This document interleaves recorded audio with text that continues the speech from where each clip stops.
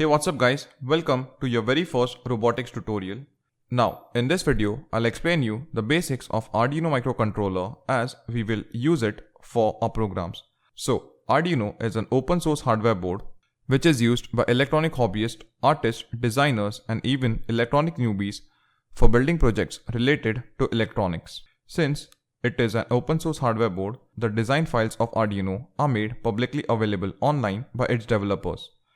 The Arduino IDE, that is Integrated Development Environment, uses a simplified version of C++, thus making it easier to learn programming. The Arduino board generally consists of a USB connector, a DC jack, ATmega microcontroller, crystal oscillator, voltage regulators, reset switch, etc. And it can interact with components like buttons, LEDs, speakers, GPS units, cameras, internet, and even your smartphones. The Arduino board that you're seeing right now is the Arduino Uno, and it is one of the easiest Arduinos to get started with. Now, for explaining the Arduino Uno, I'll first divide it in 6 different parts. You can see these parts in front of your screen. I will start explaining from this top left part over here. I basically call this part as the communication part. This part mainly consists of a USB connector, a reset switch, and an ATmega 16U2 chip. The Arduino board requires 5 volts of power for operation, and when we connect the Arduino to a laptop or to a computer using the USB, it gets that required 5 volts. Programs are uploaded from the laptop to the Arduino using this USB. Neighboring to the Arduino, there is an ATmega 16U2 chip. This chip is basically used for USB to serial conversion. On the top, as you can see, the Arduino consists of a reset button.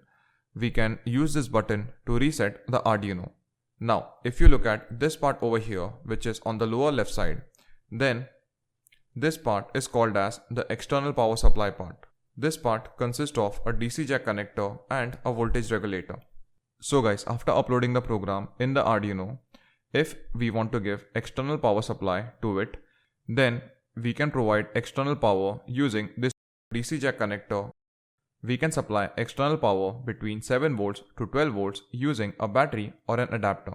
The maximum supply that we can give is around 20 volts. The Arduino also consists of a voltage regulator which converts higher voltages to 5 volts. So even if you supply an external voltage of more than 5 volts to the Arduino, the voltage regulator is the one that reduces the voltage to 5 volts, thus protecting your Arduino from higher voltage damages.